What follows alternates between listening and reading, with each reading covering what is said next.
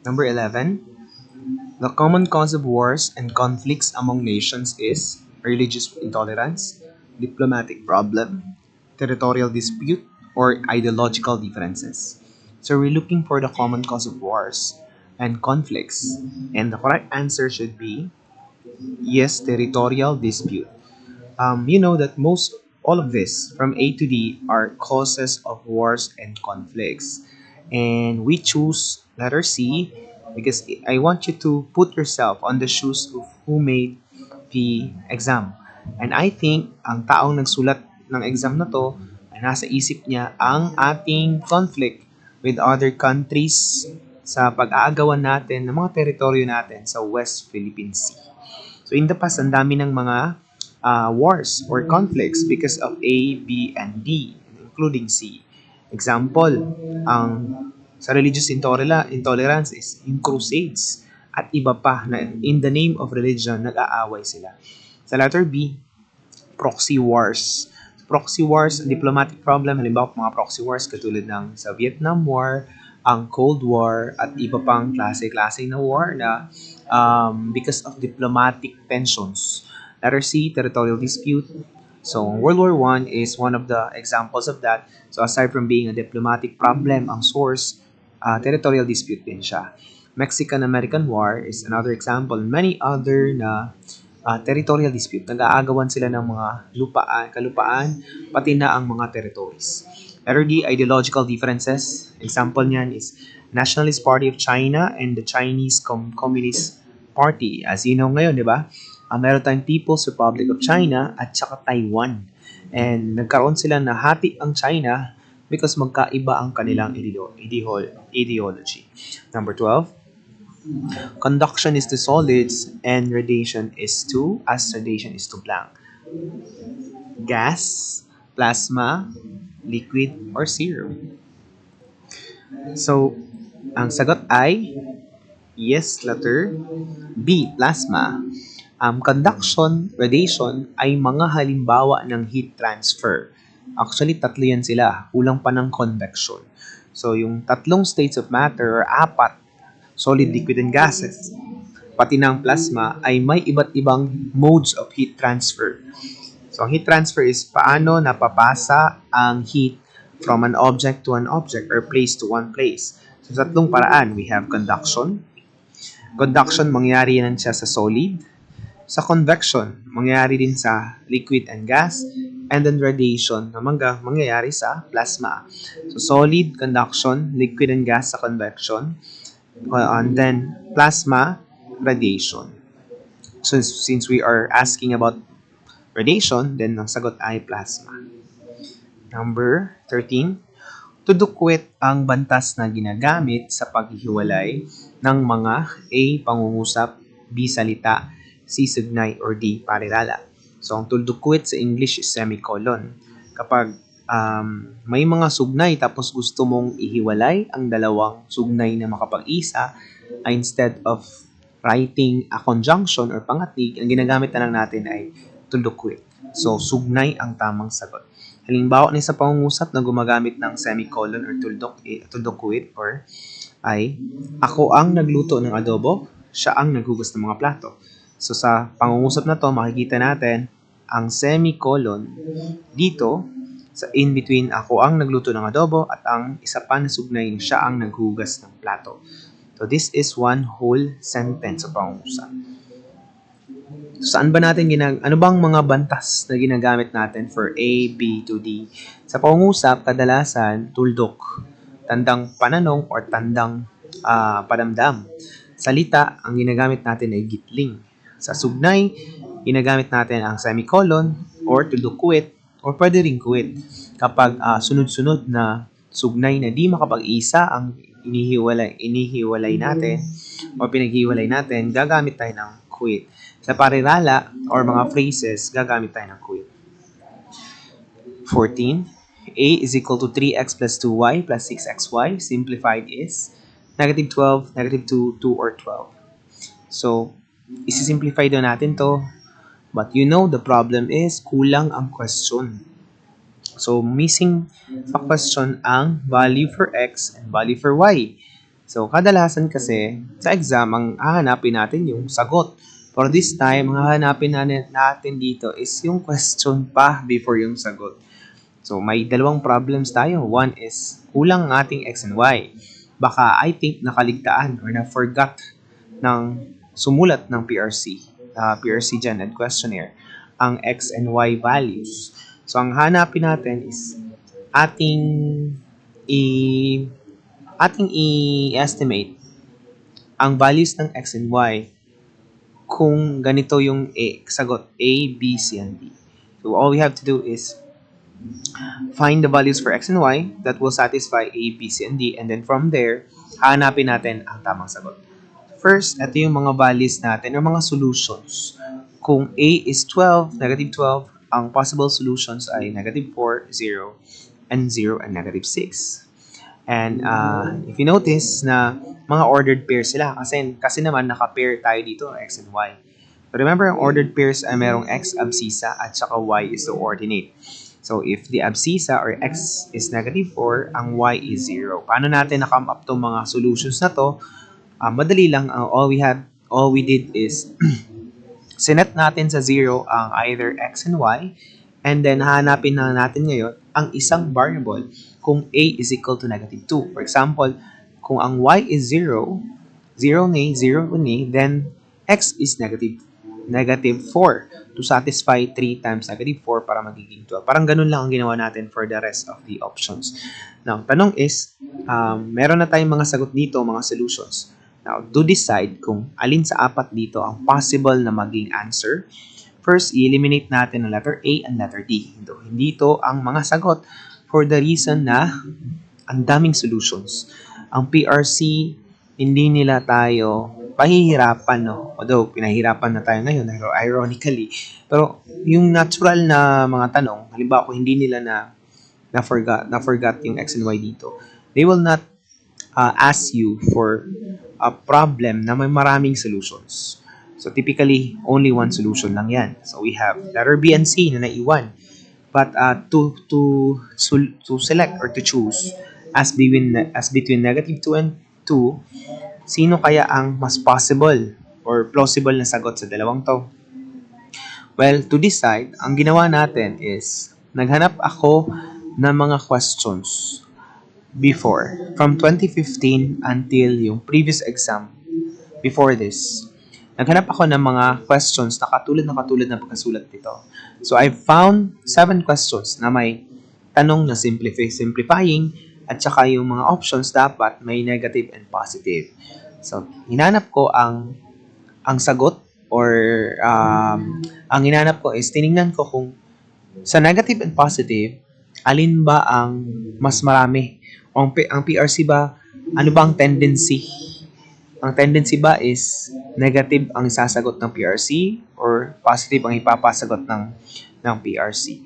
So, ang most of the questions sa 7 na nakita ko na questions or most of the answers for the 7 questions ay may negative na sagot.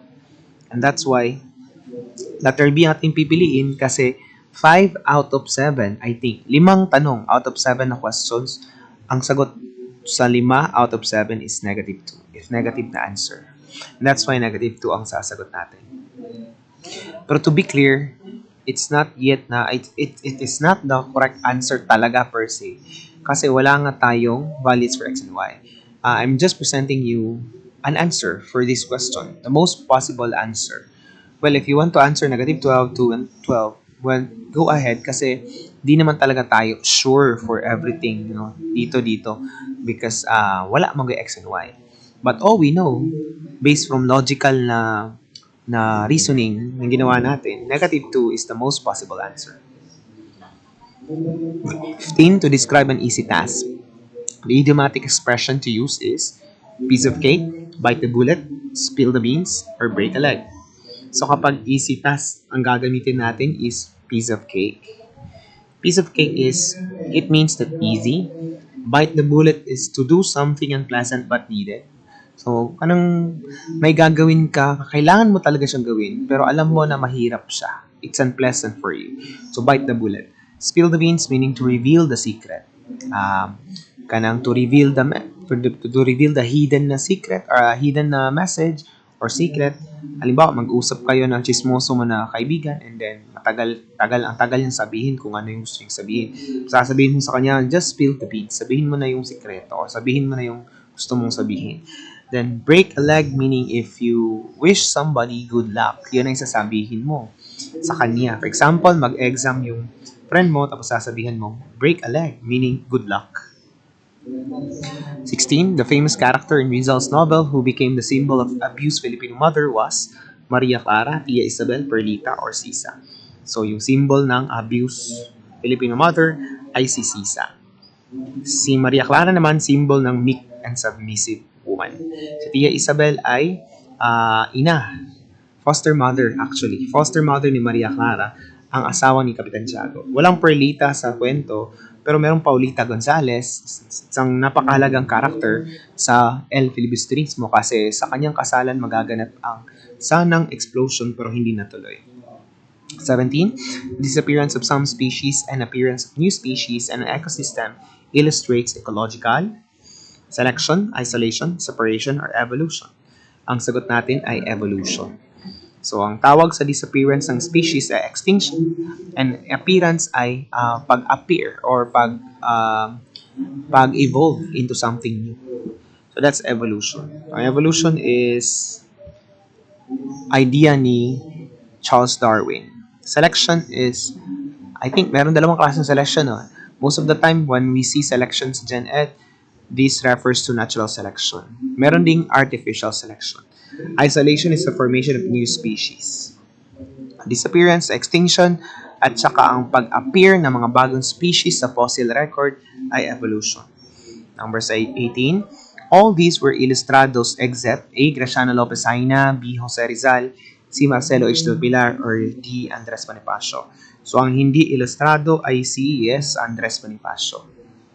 19.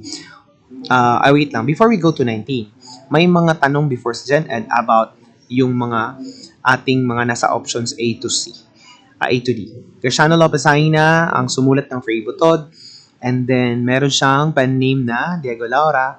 Siya ang first editor ng La Solidaridad. So, si Rizal naman, ginamit niyang Laong Laan, di masalang na pen name.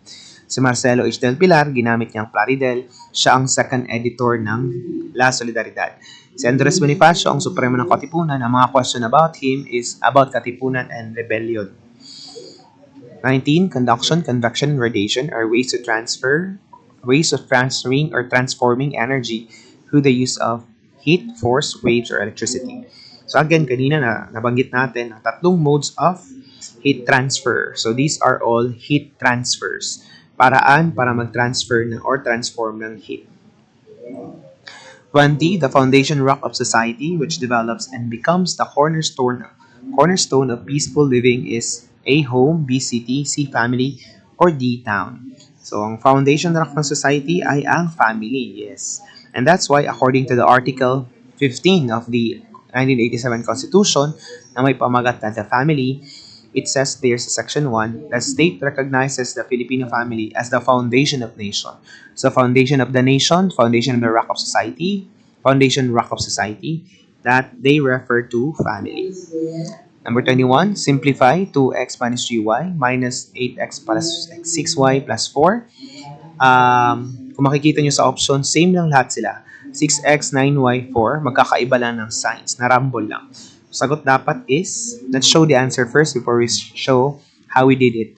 Letter A, negative 6x minus 9y minus 4. So, paano natin na-come up ang negative 6x minus 9y minus 4? So, ang gagawin nyo lang is, kapag makikita kayo ng negative na sign or minus na sign, sa labas ng parenthesis, ang ibig sabihin niyan is, i-distribute nyo yung negative na sign, papasok sa parenthesis. So, ibig sabihin ng distribution is multiplication na. So, gagawin natin yan. Tatanggalan natin ng parenthesis ang mga nasa problem. So, yung negative na sign, i-distribute pa sa load. So, yung positive na 8x naging negative. Positive na 6y, naging negative. Positive na 4, naging negative. Bakit naging negative sila? Kasi multiply lang natin din sila. Negative times positive is negative. Negative times positive is negative. Now, from this point, pwede na natin siyang i-add or i-minus. So kung halimbawa kung hindi ka komportable na ganito yung itsura ng expression natin, well, we can rearrange the variables na nasa expression natin para mas madali siyang isolve. So, ilalapit lang natin, paglalapit-lapit lang natin ang may parehas na variable. Di ba? Lahat ng x magkakatabi, lahat ng y magkakatabi. So, rearrange na, and all we have to do now is combining like terms. Ang combining like terms ay mag-a-add lang tayo ng mga numbers with the same variables. You cannot add or subtract the same na hindi sila parehas na variable. Or kahit na parehas na variable, basta magkaiba na exponent, you cannot subtract or add. So, ang gagawin natin is, ang i-add lang sa subtract natin, dapat may parehas na variable, may parehas na exponent. So, sa pag-a-add at pag-minus, ang gagawin natin is, i-add din ma-minus lang natin ang mga numbers na nasa gilid nasa left ng letters or variables. So, halimbawa, 2 minus 8, negative 6. Just copy the variable x. Negative 3 minus negative 3 minus 6, negative 9. Just copy the variable y. And then, since negative 4, wala tayong ma-add o ma-minus sa kanya, just write it down as part ng final answer. So, the final answer is negative 6x minus 9y minus 4. Number 22, all of these are theater art forms except ballet, opera, cartoons, kabuki. So, ang exception natin ay ang cartoons. For the reason na ang theater art is a kind of art that is meant to be performed on stage or in front of live audience. Since ballet, opera, and kabuki, sila yung mga piniperform natin in front of stage and in live audience. Ang cartoons ay pinapanood natin sa mga screen at hindi sila performing art. Okay, number 23. Wait, anyway, yung kabuki kanina, kabuki is Japanese theater. Number 23, the first poem written by Rizal which won a prize was Sa Aking Mga Kababata, Huling Paalam, Bagong Lipunan, or Pilipinas Kong Mahal. So, ang pinakaunang na tula na nasulat ni Rizal ay Sa Aking Mga Kababata nung age 8 pa siya. Pero marami ang hindi naniniwala na si Rizal daw ang nagsulat ng Sa Aking Mga Kababata kasi masyadong magaling pagkasulat. Masyado siyang magandang na pagkasulat, eloquent, and highly structured siya. Complex ang structure. Ang letter B, Huling Paalam, yung Mi Ultimo Adios ni Rizal. Bagong Lipunan at Pilipinas Kong Mahal ay hindi sinusulat ni Rizal. 494, what results from contradictory emotional or psychological attitude? A. Ambivalence, B. Bipolarization, C. Ambidexterity, or D. Bifurcation. So, ano daw yung contradictory? Mag-result sa contradictory emotional and psychological attitude. Sagot dyan is ambivalence. So, ambivalence is the existence ng contradictory thoughts, contradictory feelings, or contradictory attitudes towards a person or situation. So, magkakontra, nag-exist sila ng sabayan sa isang tao towards another tao or towards another situation. Ambi means both. Bipolarization, sama na lang natin sa letter D kasi halos parehas lang sila ng meaning. Bipolarization at saka bifurcation ay ang pag-divide, the process ng pag-divide ng isang grupo, halimbawa, into two groups. Pag-divide ng isang bagay into two groups. Sa bipolarization is yung na-divide na grupo o yung result na grupo, yung dalawang grupo ay dapat opposing sila. Sa bifurcation, it does not necessarily mean na opposite yung dalawang grupo when we divided it from the original group. Ang iba yung bipolar disorder kasi baka ma-relate nyo siya sa bipolarization. Magkaiba ang bipolar disorder kumpara sa bipolarization. Letter C, ambidexterity, is when you know how to use your left and right hands. So, ambi, meaning both. So, kapag hindi ka dili kawalhon, di po katuohon, pero kabalo ka musulat using your left and right hands, then you are ambidextrous. 25, sa aming nayon, kilala si Cirilo na bukas palad, na ang kahulugan ay si Cirilo ay A. Mapaghinala, C. Mapaghiganti, C. Mapag-upasala, or D. Mapagkawang gawa. So, ang sagot ay mapagkawang gawa. Bukas palad meaning Pwede mong lapitan si Cirilo kung mangangailangan ka ng tulong. Number 26, the art form that is most accessible to people of all ages, of different interests, and varied economic means is A. Film, B. Architecture, C. Literature. So, ano daw yung art form na most accessible sa lahat, mapabata, matanda, mayaman o man mahirap? Sagot ay literature. Literature kasi all you need is a pen and a paper. Literature is yung poetry at saka prose. So you yourself can make, ikaw mismo, you can make a piece of literature. Gawa ka lang ng mga tula, then that is already literature. Kuha ka ng libro, magbasa ka, that is already another piece of literature. So this is the most accessible kasi yung film, architecture at saka theater, mga kailangan sila ng mga tools kadalasan or mga props kadalasan na hindi accessible ng lahat. Number 27, ang lahat ng ito ay may mga wikang Filipino maliban sa A. Hiligaynon, B. Baybayin, C. Cebuano, or D. Chabacano. So, ang hindi wikang Filipino ay baybayin. Ang baybayin ay sistema ng pagsusulat. Noong unang panahon, before pa dumating ang mga Kastila. Ang letter A, Hiligaynon, ay isang wika ng mga nasa Region 6 at saka sa Cotabato na rin. We know na ang Hiligaynon, that includes Kinaraya, Inilonggo. Ang Cebuano naman is yung Bisaya, and Chabacano is nasa Zamboanga. Chabacano is a Creole language na combination ng Spanish, Bisaya, at saka some Tagalog words. 28. There are literature forms whose purpose is to please or to entertain, and to these groups belongs, sagot ay, fiction. So, ang kind of literature, ang purpose is para mag-entertain, para mo please sa mga tao, mga nagbabasa or nanunood, is fiction. Letter A, report, C, editorial and journal. Ang purpose talaga nila is to educate or to inform.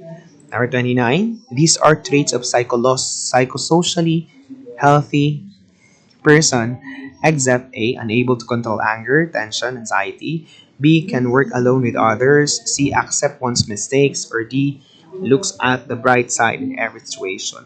So yung exception natin for psychosocially healthy person is ang letter A, unable to control anger, tension, and anxiety.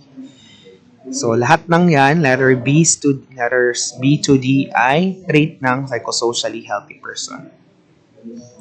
30. Easy access to travel, rise of mass media, and interconnectedness through technology made possible the existence of the blank concept. Global Village, World Wide Web, United Nations, or International Alliance. So nagkakaroon tayo ng easy access to travel daw, rise of mass media, interconnectedness through technology because of Global Village. According sa inyong contemporary world, si McLuhan sabi niya, because of the television, nagkakaroon na tayo ng parang yung malaki, nagkaroon tayo ng Global Village, sabi niya. Yung parang malaki ang mundo before. Pero parang lumiit na siya ngayon because nakikita na natin ang mga tao, mga lugar sa ibang panig ng mundo. The television has made it possible for us to see, to watch, to feel, and to observe other culture, other religion, other languages. Maririnig natin sila. At saka parang lumiit na lahat. Madali na lang na, noon before di natin nakikita yung ibang lugar. No? Kaya madali na lang transportation, madali na lang communication because of television at saka yung mga technologies after television. Okay?